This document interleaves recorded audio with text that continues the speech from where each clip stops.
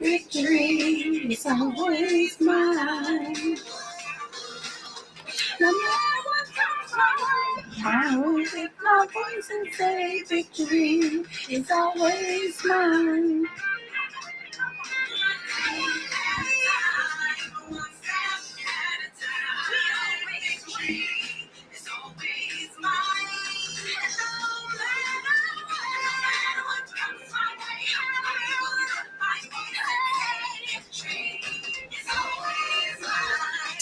Hey there, everybody.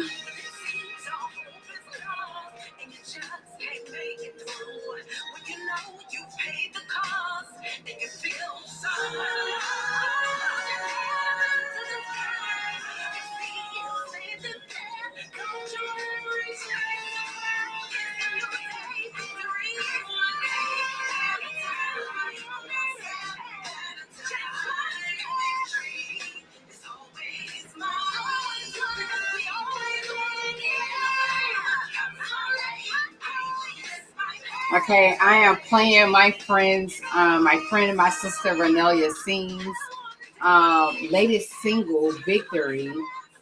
And I just wanted to share it with you all, because in any and everything that we do, it's so important that we notice that, as you say, no matter what comes my way, I will lift my voice and say, victory is always mine. Victory is always mine. When your last tear, down for mine. Thank you.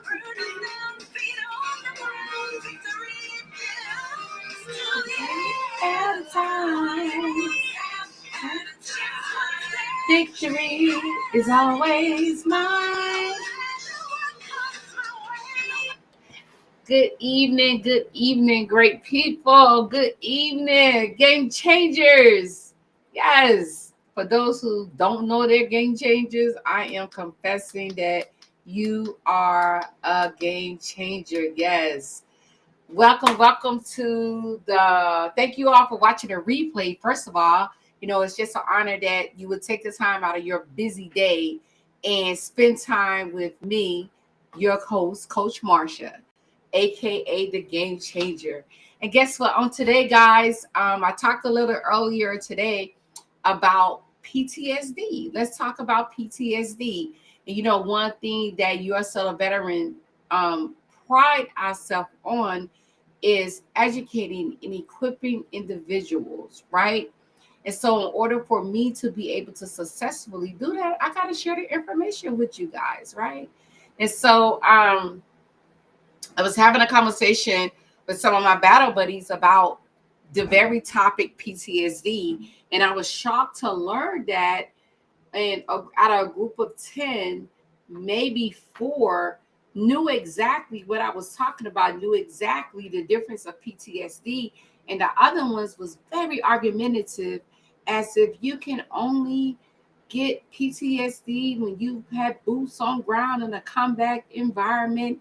And, it was very stern in their beliefs, right? But your girl Marsha always going to the regulation to show them otherwise.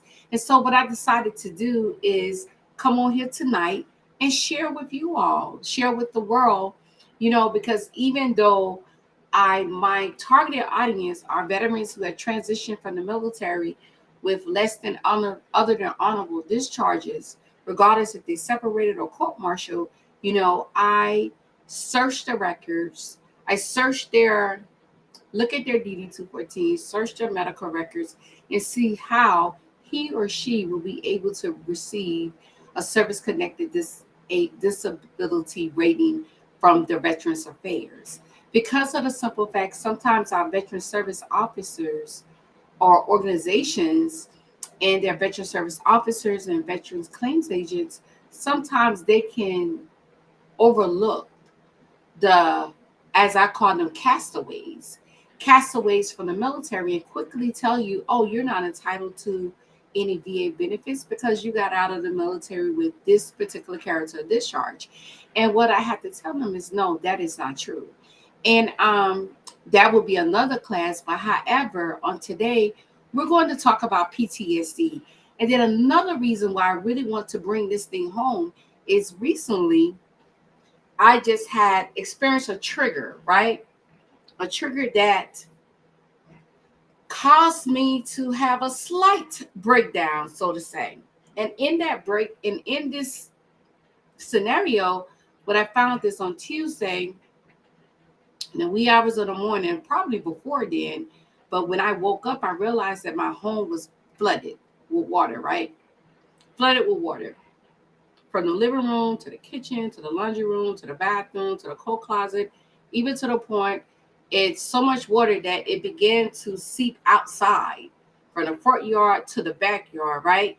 As well as the backyard, it bust through the wall. That's how strong the water was.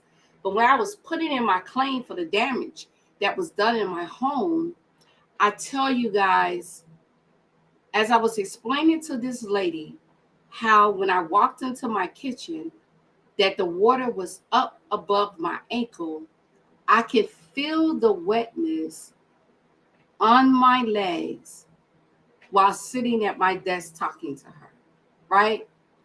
In that very moment, I realized that I was experiencing something, but I didn't know where it came from until I began to hear myself explaining to her. And I saw myself back in New Orleans, back in Louisiana, in Metairie, at my Graham's home with, my daughters, um, my my my Miss Karen, Grandpa, and Doc, right? And I saw the water coming in through the stove, right?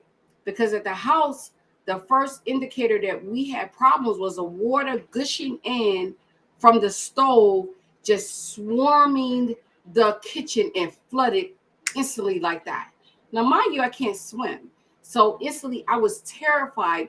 And then to go look out in front at the door after I went and got Doc, he came in, is putting water, sandbags down, trying to stop the water from rushing into our home. But couldn't find out that really didn't work, right? And so it didn't work as well as we thought that it would. And then I go back to the front, it looks like Lake Pontchartrain outside in the yard, in the street, where you see the waves, you see the trees, you see the boats, you see people, cars, you see just stuff that should not be in the road, right? So in that moment, and talking to that lady, I realized I had a trigger and I didn't know what to do with it because I wasn't prepared to be triggered by something that was not combat related, right? Something that had occurred 20 years ago, right? And so I'm like, what do I do in this moment with that? And I cried a little. I got quiet. The lady on the phone was like, Ms. Martin, are you okay? And I had to ask her to forgive me because I didn't know where that came from. But I had an experience with water, and it just took me to a place of anxiety. And I had to take my deep breaths and I had to tell myself, Marsha, you're okay. It's okay. And then I began not to feel the water on my legs, right? So it was very, very interesting, guys. And I found out that was in that moment, I was experiencing the effects of non-combat PTSD. Even though it's not time for me to get to that yet, but I just wanted to share that with you all to let you all know that these different levels of PTSD we're about to learn about are real. So as y'all can see, I got my little cute little slides up today to help us out. And my thing is, let's talk PTSD, right? And the first order of business, I don't think I have my little slides here, my little cheat slides in order, y'all. I don't think I do. But I'm about to get them in order here. Or I missed something somewhere, but that's okay. Because I don't have my glasses to see this small writing. And I don't know if y'all can see it, but I do have this. So we're going to rock and roll here. And so let's talk PTSD, right? Okay, then. As you can see, I put up the laws and regulation service connections for combat and non-combat PTSD. It's so important, guys, that whenever you decide to venture into something and you don't know what it is, it's so important that the veteran or the veteran claims agent or the veteran service officer, it's so important that you know what it is that you're working with, right? And working with, I mean, it's so important that we know the regulation, know what governs that very thing that you're seeking to get assistance from, that you're seeking to get a service connection for, right? And so I did some research and I had to go back farther than just the 38 CFR, right? I had to take this back to, okay, Congress, where did this come from? Why? You know, what are the instructions that the VA utilized to be able to be successful to help us, right? And so when I found out that the 38 USC 1154B speaks of the law governing PTSD, as well as 38 USC 5107B. And of course, everybody knows the 38 CFR, right? And that is built from the 1154 and the 5107 of the USC. And it's so important to know that. And I know you all might not care about these regulations, but I do. As our future veterans claims agent, it is my responsibility to stay up to date with the laws and the changes they're going on, so I can be able to service my veterans. I can be able to service the veteran effectively, right? So, and going and talking about, and I'm gonna read some of these to let you all know that, you know, you might not care, but I do. And I care. It might be a person on here that it's like, hey, Coach Marcia, I'm interested in to hearing about what you have to say. Because I'm telling you one thing about, you're still a veteran. We educate and we equip our veterans. Okay.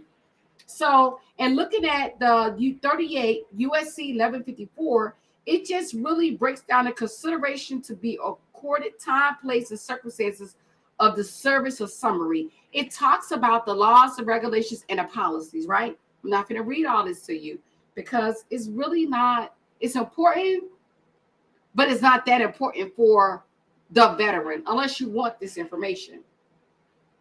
So, and going down to the 5107, it really talks about the service connection requirements, guys, for evidence consideration. It breaks it down, and Congress makes sure that laws are developed so we're properly taken care of as a veteran, right? And so it breaks down the different types of PTSDs. You have combat PTSD, you have non-combat PTSD, and you have personal trauma PTSD, and of course you have military sexual trauma PTSD. And it was so important because unfortunately most people only focus on two, and that is combat PTSD and military sexual trauma. They forget the ones in the middle, like non-combat and personal trauma. So today, and I don't know if I will get to all of it, but we will discuss the first two, combat and non-combat. Okay, what is combat PTSD? Right? As you can see there, written out, it states that it involves the veteran being engaged in combat with the enemy. The veteran must have personally participated in events in an actual fight or encounter with a military foe or hostile unit. It's clear is not to be misunderstood, right? Okay, let's keep it moving.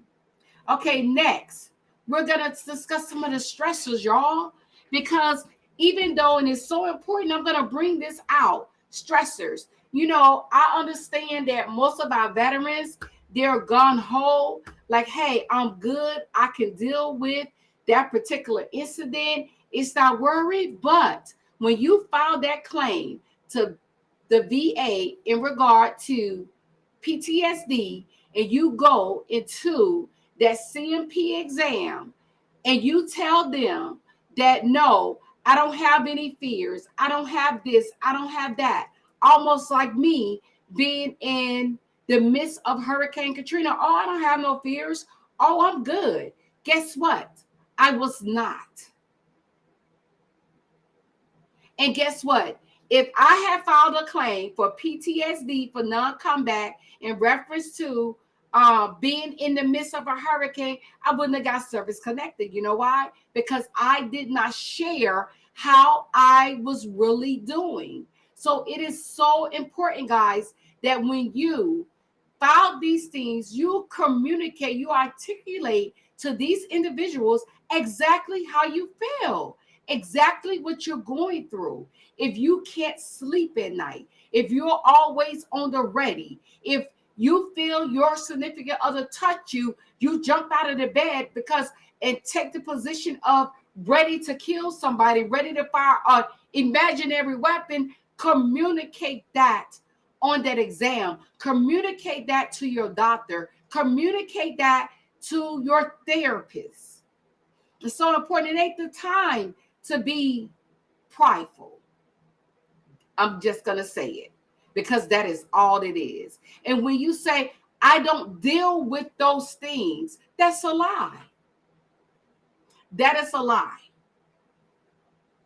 And you have markers that show up in different areas of your life. You might think that you're dealing with it, but markers, if you really pay attention, is showing up in different areas of your life.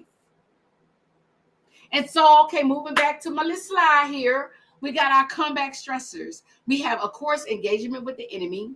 We have being kidnapped or taken hostage, terrorist attack, prisoner of war. Now, a terrorist attack.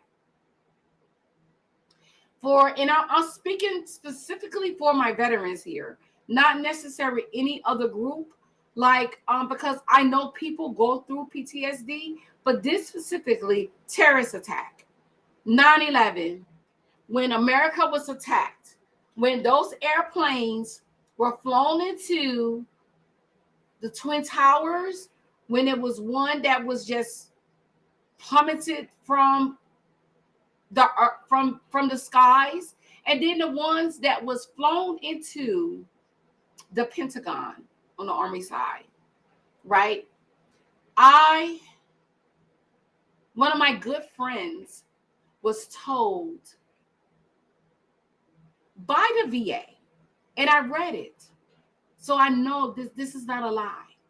She submitted a claim for PTSD and was told that she did not have evidence proving that she was in a comeback zone, right? When those planes flew into that particular building, the Pentagon, it was a terrorist attack, right? A terrorist attack.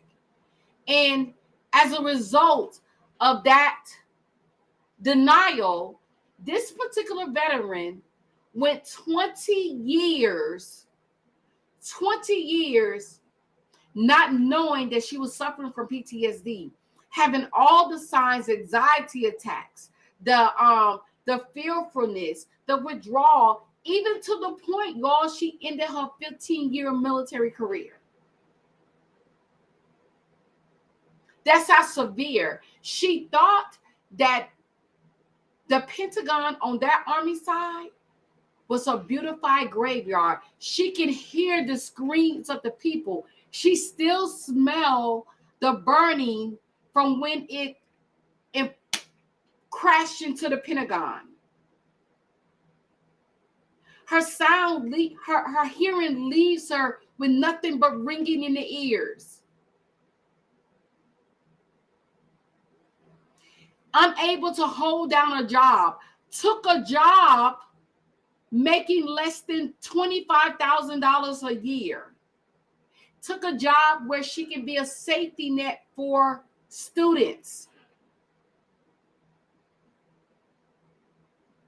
Living a lie for 20 years. All because somebody told her, oh, you don't have PTSD. Oh, you don't have this ringing in the ear. Oh, you need to prove this. Oh, you need to prove that. So it's so important, guys, that you have an understanding of what it is. Because I can remember Apostle Mike, my apostle told me the failure to define is a failure to fulfill. If you can't properly define what's going on with you, if you can't properly define these things, it can't properly be fulfilled. And shame on the veteran service officer or veteran claims agent that submitted her packet and settled for that all these years. That did not do that veteran just by submitting a packet all willy-nilly. Shame on that veteran service officer or claims agent. You know, moving on to the next thing, because I don't want to fuss at people. Okay, moving on to non-comeback PTSD. What is that? It's incidents other than that engaging in comeback with the enemy. You know, simply said, right? And I'm gonna go over some of those stresses, right? Hold on, let me get my papers here.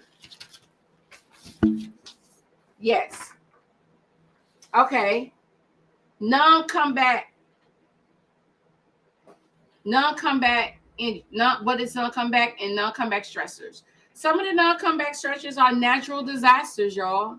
Natural disasters. And you know that the first people that's called for natural disasters when they happen, in the military that is, National Guard and Reserve.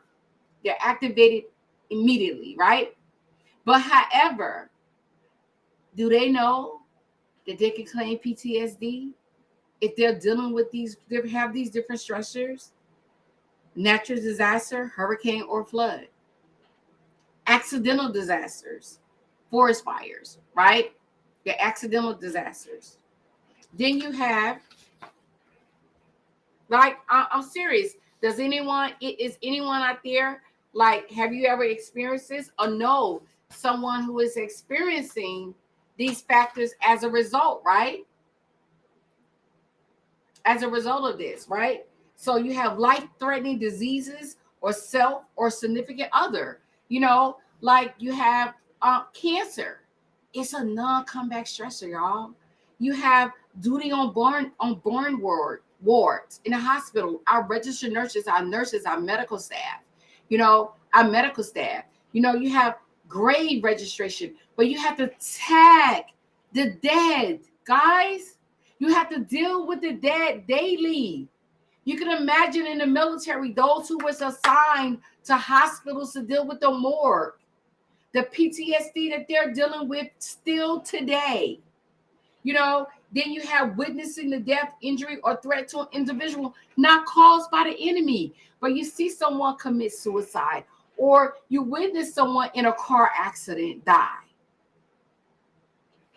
You know, it's so many different levels to this thing, y'all. You have like friendly fire, which occurs during a patrol or maneuver against the enemy. Friendly fire, guys. Non-comeback stressor. Well, not right there.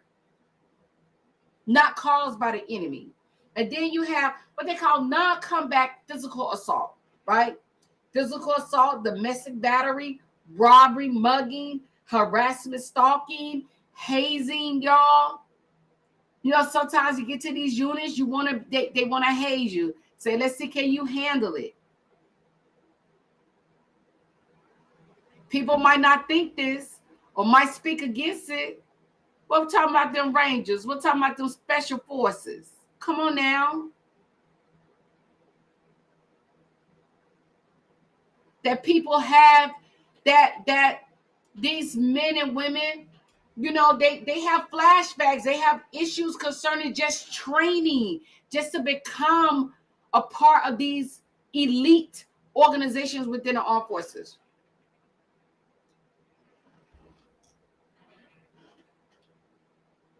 And when most people say, and I want to talk about this, when you get personal traumas, right? And I didn't put a definition here because I just wanted to talk about this. Personal trauma, personal traumas, and it goes back to almost like personal assaults, right? Personal assault, personal trauma, where it shows that people like, okay, then, but I don't have a way to prove that, right? But there are ways to prove. There are markers, it shows in your records where you could have went from a stellar soldier, then all of a sudden you saw unraveling. Why? You start getting in trouble. Why? You you you you tell in order to get out, like, okay, I don't have a working family care plan anymore. And in that process of getting out the military, you want to forego the exams. You don't want to go through anything. You just want to get out. I just want to get out. I don't want to be bothered with the military anymore. There are markers to identify these things, but however, you have to be educated on how, why. And one thing that I did share from earlier is the how you can go about. I'm telling you that Congress has outlined everything that we need to do. Laws and regulation govern only this is specifically for combat PTSD. It talks about the evidence requirements to determine if the evidence is sufficient. If the evidence is consistent with the circumstances, condition, or hardships of the veteran service, even if there is no official record, as long as there's no clear and convincing evidence to the contrary. It's like they mark it, like you can get your lay statements. You can write your own statement. You can get your buddy statement. You can't say I was in combat, right? But your DD 214 don't show, your records don't show, you don't have no orders taking you there. Even on the dark side, it's orders tracking every move of the service member. Remember that. It doesn't matter if you're not in regular army, but you're on the dark side of the military, you're always going to be tracked. So just remember that. Don't say you've been in combat, but you ain't really been in combat, because there are going to be some supporting documentation. Now, mind you, that our veterans of old, because things were burnt up, things were destroyed, might be a little bit different. So things have to be created on their part, right? So that means the veteran claims agent or veteran service officer got to work a little harder. But one thing that I can assure you is that it's this clause in the 38 USC 1154 that also states that any reasonable doubt will be resolved in the veteran's favor. But you got to have all those supporting documents, right?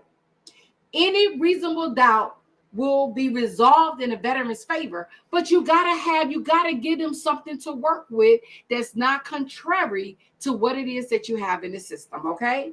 And so evidence that requirements when only lay evidence exists. Let's say what I was saying, the records don't. The veteran must have been engaged in combat with the enemy. The claim stressor must be related to combat. And I gave you some of the stressors, right? The claim stressor is consistent with the circumstances, conditions, or hardships of the veteran's service. They laid it out. It's clear. It's nothing to be questioned, right? Or there is no evidence there's no evidence that contradicts the veteran's testimony. So it's so important, guys, that as we walk through this process, you got to be on point with your stuff. You can't be lackadaisy when it comes to this process of submitting a VA disability claim to the VA for a comeback, non-comeback, personal trauma, or MST PTSD, right? Okay, for non-comeback PTSD, it states that in the 38 CFR states that in cases of non-comeback personal assault, evidence from sources other than the veteran's service records may corroborate the veteran's account of the stressor incident. And they, of course, they have different court cases to support this. So this is like law. You can't be lackadaisy with this. Would you want to be lackadaisy if you was looking up to murder 20 plus years in prison? No. You will put your all into this, right? So a non-comeback stressor requirements.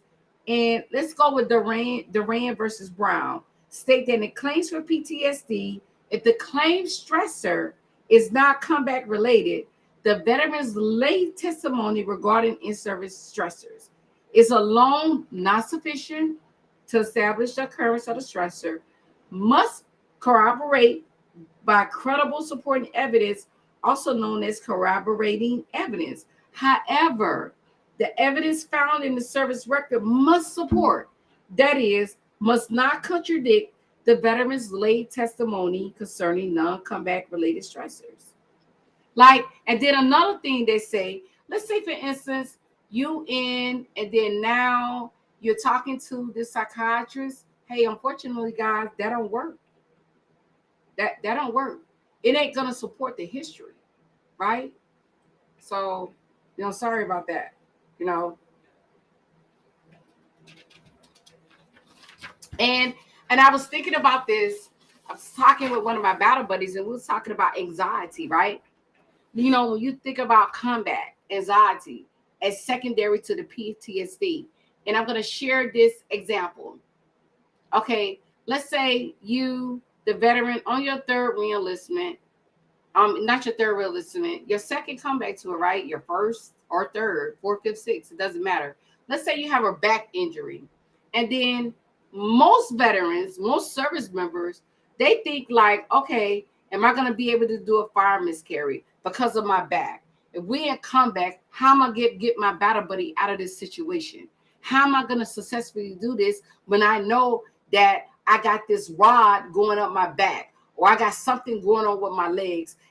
That's a secondary condition to the PTSD because of the anxiety that developed, because you're realizing that I'm not 100% to be able to maneuver to make sure that my buddy is brought back home alive.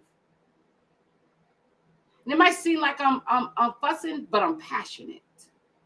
Not fussing, I'm passionate because I'm trying to help you. I'm giving you some nuggets for those of you who are out there listening, because when you realize, okay, I got this, but there's secondaries, guys.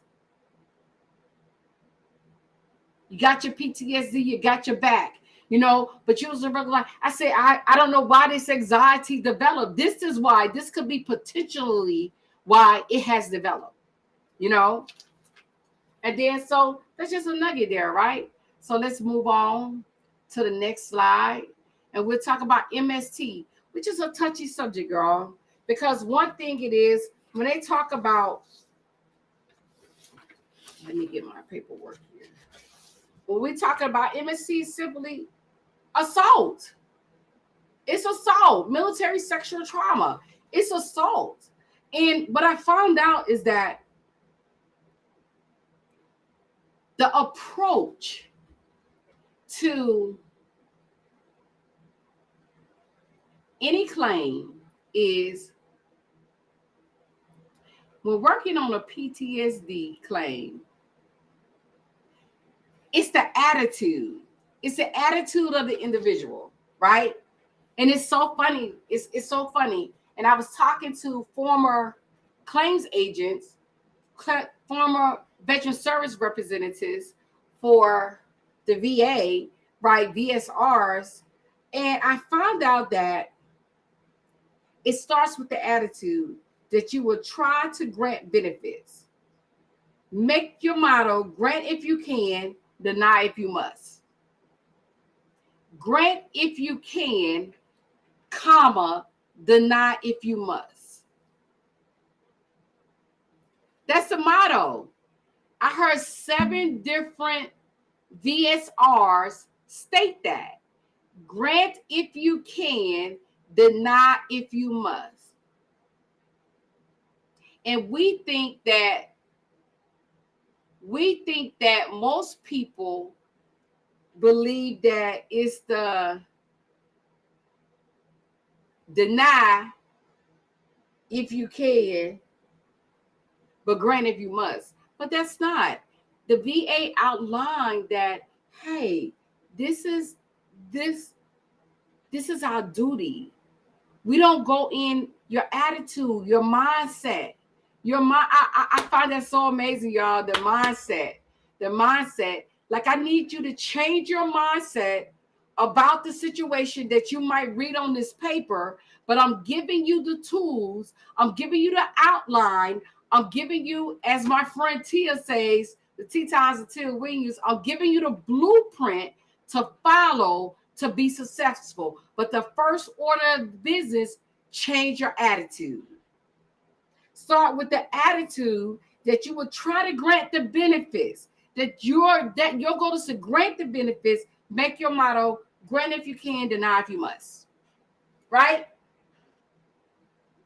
And they went on to say is recognize that it is important to recognize your attitude towards personal assault, MST, because prior to examining, prior to opening up this claim, prior to, y'all, they're telling them that you need to check your attitude. No matter what you think, look at this evidence. No matter what your belief is, look at this evidence. And I'm speaking for these veteran, the VSRs out here. I'm speaking for the veteran claims agent. I'm speaking for the veteran service officer. I'm speaking for these veteran service organizations. Change your attitude. When these veterans come into your office, and I know this is talking about personal assault, but it's so important, guys, that your attitude be adjusted. Just because a person comes into your office, and y'all, this is a segue for me to pause right a bit of talking about your the different types of PTSD. But hey, check your attitudes when it comes to dealing with veterans with bad papers that come to your office. Instead of you operating on all veterans, you got to operate with each veteran. Guys, it's so important. That's so important. That's so important. Now, back to what I was saying.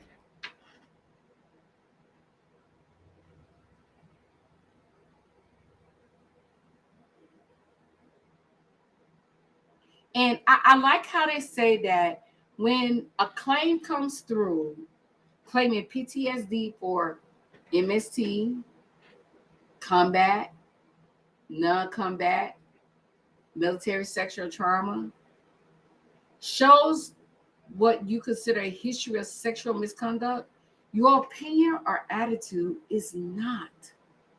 It's not. They told me that the opinion and attitude is not to be used as a basis for judging the evidence in the claim. You look at the evidence, not your opinion, not how you was brought up. It's so important. And I share this with you guys because it's so important in how you write this up, guys. It's very important in how you write this up. And I love this, and I'm gonna move on from this. In no other area other than MST, personal assault, like the team I was talking to, they say, hey, Marsha, the VA has an obligation, y'all, to assist the veteran in producing corroborating evidence. Y'all hear me? They have an obligation. The VA has for MST, personal assault, to assist the veteran in producing this, the only PTSD type. They have an obligation in producing corroborating evidence. However, in non-combat PTSD claims involving personal assault, the VA has a special obligation, y'all, to assist or a heightened duty to assist a veteran in producing corroborating or alternative evidence. That's their responsibility. That's law. So when you all are not getting that, you need to communicate that to a higher level review, or your veteran claims agent or veteran service officer should, they're your they're your power of attorney. They're your voice when you don't know. They're supposed to communicate this with you. They're supposed to sound the alarm for you. Guys, hear my heart today.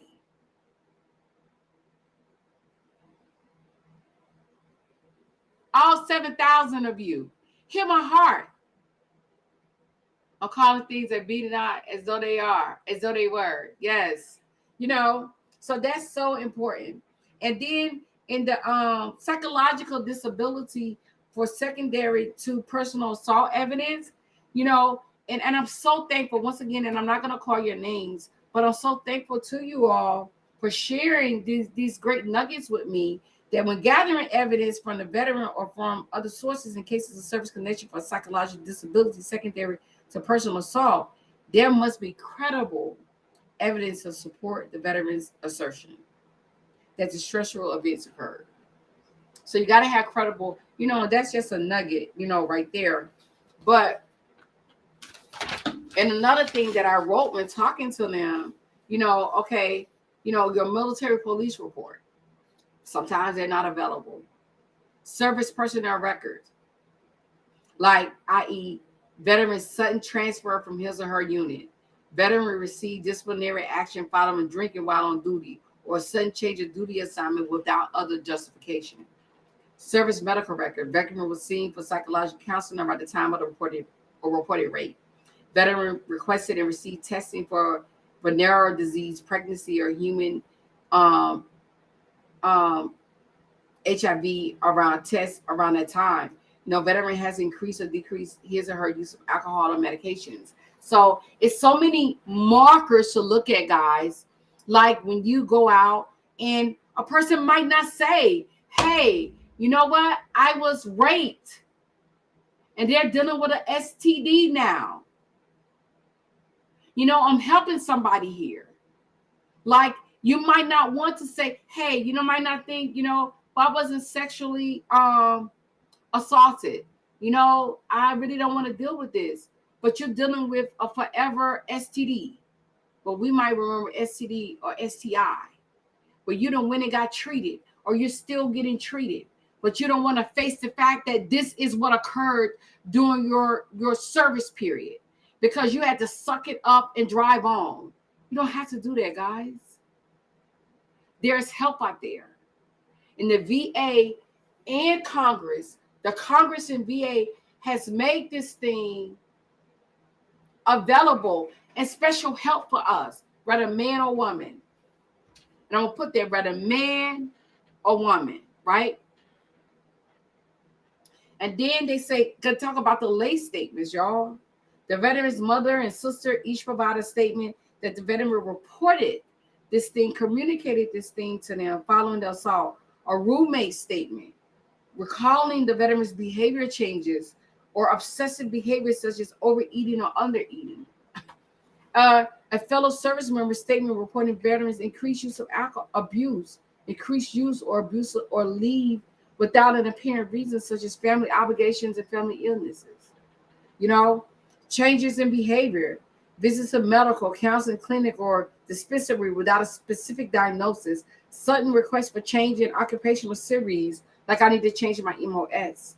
A veteran that don't want to go to the VA because they're afraid they're running to their accuser, their abuser, not accuser, their abuser, right? Increased use of abusive leave without an apparent reason. I just need to take leave because I don't want to face my abuser. Episodes of depression, panic attacks, or anxiety with no reason for the episode, no reason at all. you know, breakup of a primary relationship, you know, substance abuse such as alcohol or drugs, increase or decrease use of prescription drugs, you know, changes in performances. You know, you go from a stellar soldier to a not so good soldier.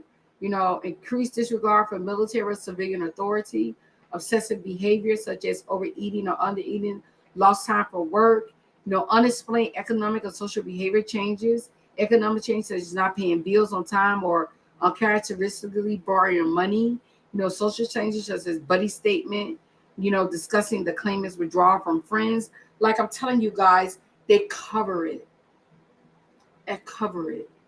Like if you're out there and you are dealing with any one of these forms of PTSD, I tell you, hear my heart, get some help.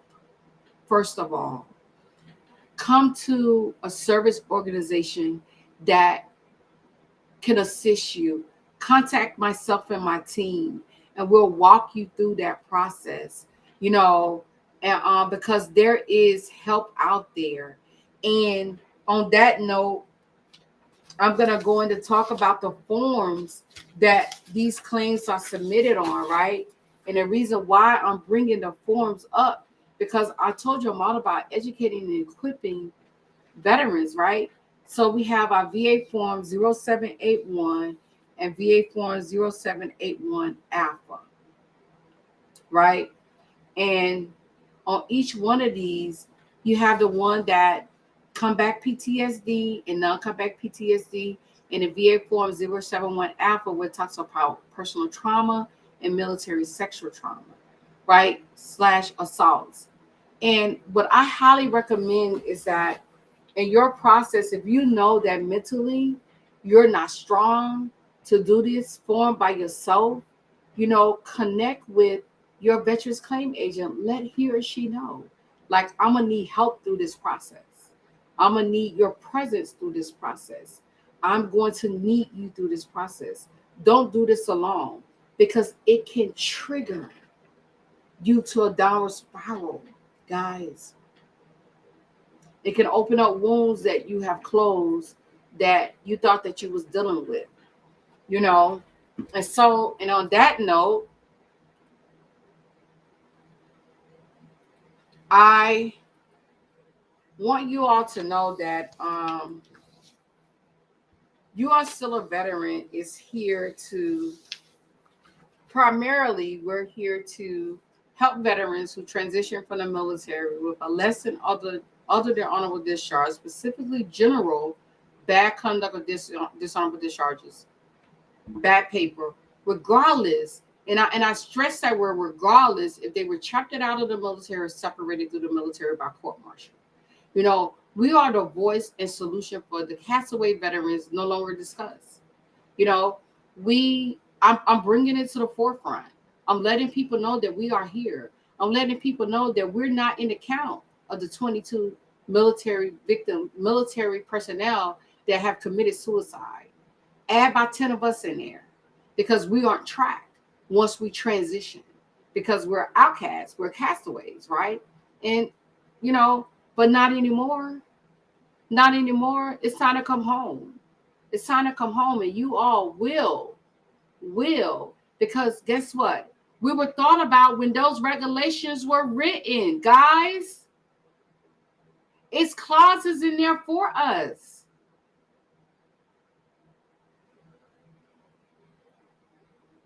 So don't lose hope. Don't lose hope.